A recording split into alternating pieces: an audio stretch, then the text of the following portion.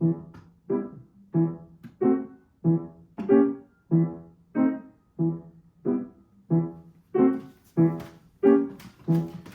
everyone, it's Ian. I'm back in the practice room and today I'm working on a little seasonal favorite from Tchaikovsky's Nutcracker Suite. This is the dance of the Sugar Plum Fairy.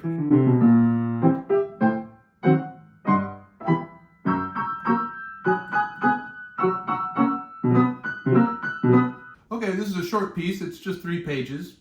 It's not too challenging, so I think I can get it done just today in one session. Today's video will be a little more along the lines of a tutorial.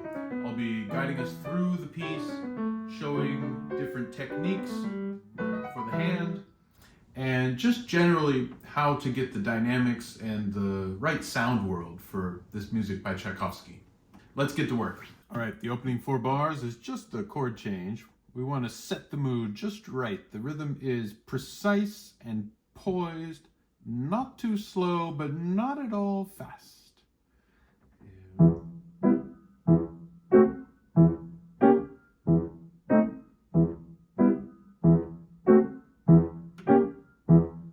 If you want, make some decisions about phrasing. You can either shape each one of these 2 bars, you can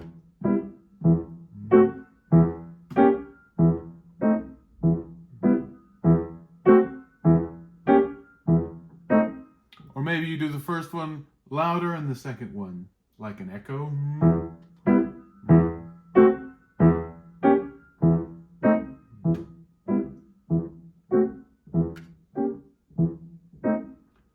Then we get to the celeste. Your left hand is going to have to take over those chords. Notice that you're not doing all of the chords, but just selections of them.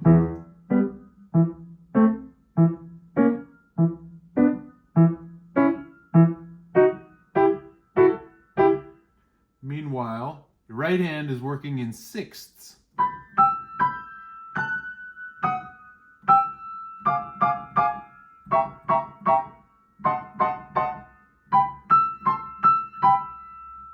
If you watch my right hand, the way that I'm able to get that staccato kind of gesture is with just a little movement from my entire arm. If you notice, my wrist stays relatively stable, and there's a little bit of motion coming all the way from my elbow, so my arm is just one unit that kind of bounces a little bit.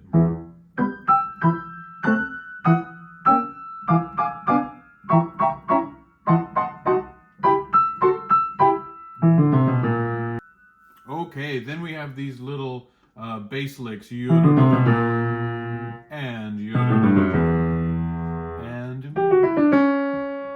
you get the idea. One of the first one that you have goes down to an A sharp, which is tricky for the pinky just because it's a funny hand shape. You know, normally our pinky as the shortest finger is happier on white keys, while the middle fingers take the black keys. So if we're going to go from an E down to the A sharp with the pinky, we need to make sure that our hand is traveling inwards. So don't just start playing that without planning ahead. You've got to cover a couple inches of ground, and a couple of inches of ground can happen throughout the whole gesture. See how much room I'm covering as I move forward there?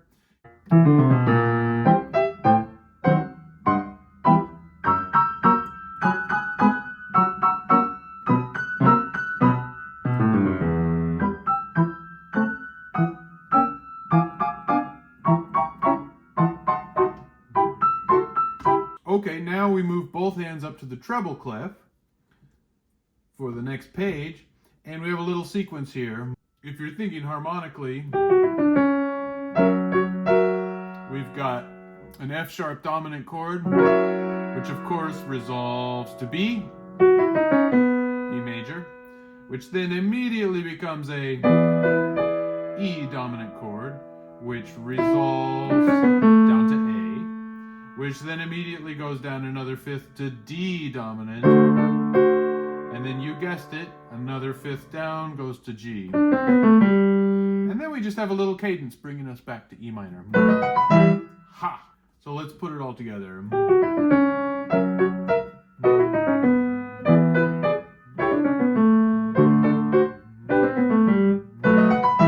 Ha! Now This next section, this middle section, is a little bit more mysterious. So here I use a little bit of pedal. You know, again, we're imitating the sound of a celeste, so it's not going to be exact, but get a little bit of this.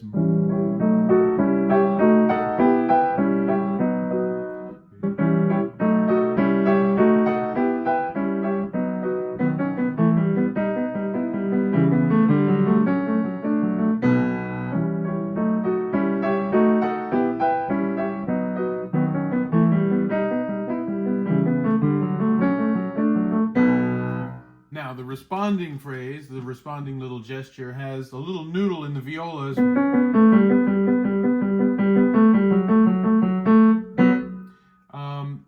I'm used to the strings playing a little bit off the string, so I'm not doing that legato slur line quite as literally as I might normally. Meanwhile, my left hand has this little thing crossing over.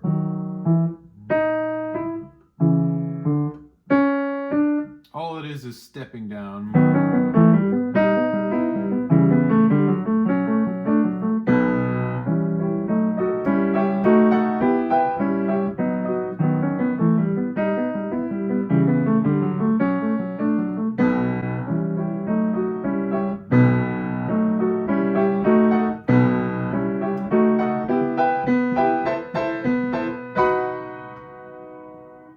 All right, page 3 is another sort of cadenza-like passage of rolled chords.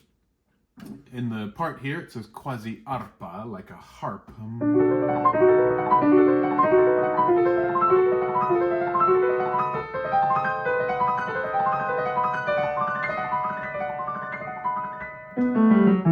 One way you can practice this is just block them out. Don't worry about playing the harp version, just play them blocked out. So we've got...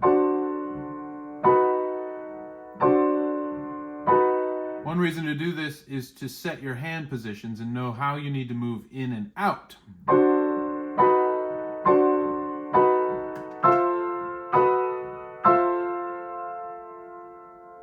Goodness, is that right? F natural,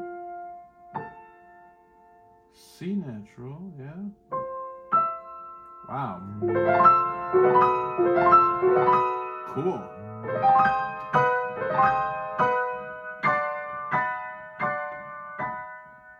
And then I keep forgetting to do a diminuendo at the end of the phrase, so I wrote it in real big and put some highlighter on there. Okay, let's see if we can get it all together.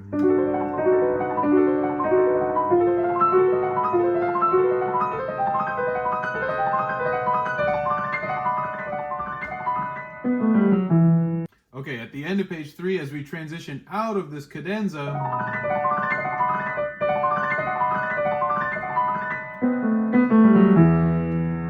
we have our old familiar bass lick, but this time it goes to an octave in the bass. So 1, 2, 3, 4.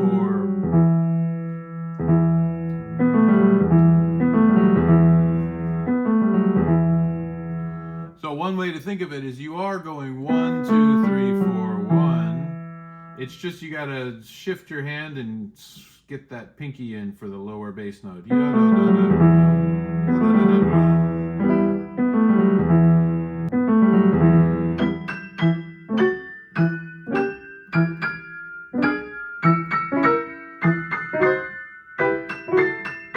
One more thing, when you're coming out of the cadenza part, we're up high on the piano, right? We're way up here, getting higher and higher. If you found that you have moved up on the bench and you're now sitting sort of centered an octave or so above middle C, that's good. Stay there. You're gonna need to be there. In fact, I might even make a note at the beginning of the piece saying, just to make sure that my sort of center of my body is north of where it normally is. This piece doesn't have a lot of low bass notes. It does have a lot of high treble notes. So let's just go ahead and sit somewhere more comfortable. So where were we? Oh yes, that's right.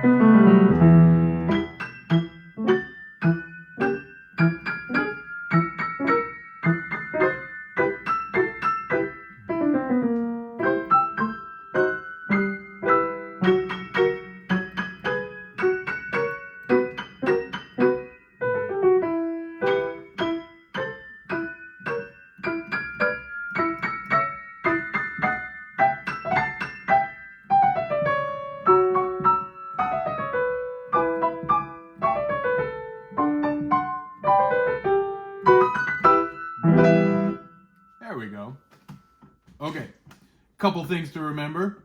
When you start the piece, even though we're down here, just go ahead and shift your sort of center of gravity, your center of keyboard a little higher, since that's where most of the action is happening.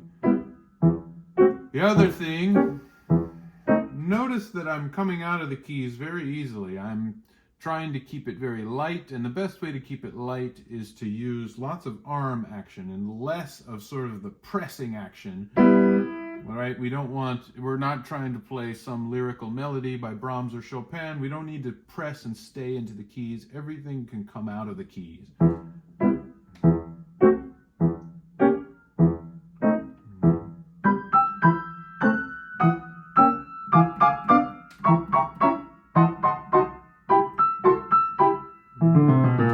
The other thing we're remembering is those little bass licks where my left hand has to go 1, 2, 3, 4, 5 in that order of fingers.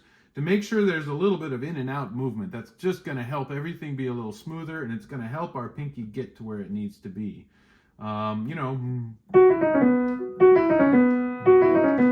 fact, for example, the one that's in B major going F sharp down to B, I'm actually doing the opposite. I'm starting high, or starting in the keys, and moving out of the keys. Nice. And the one going from A to, or sort of from E to A, less important, but it's nice to have just a little bit of a plan.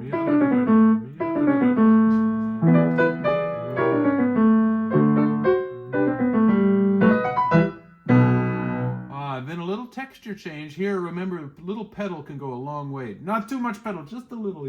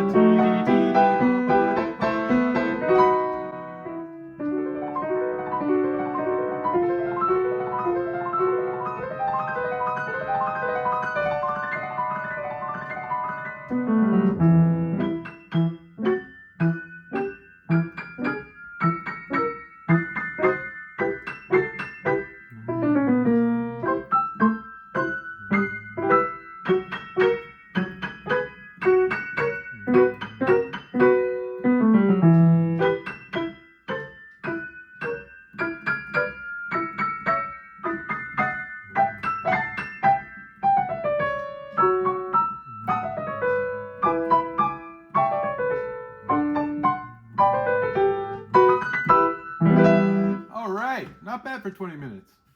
All right, I hope you enjoyed today's exploration of Little Music by Tchaikovsky. Special thanks, of course, to my practice room patrons.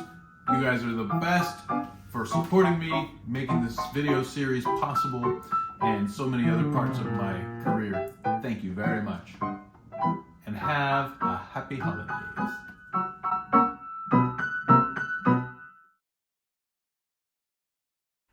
Thanks everyone for watching. Just a quick reminder, if you want my copy of the score with my fingerings and my notes, just send me a message. You can find out how to do that on my website, ianscarfe.com.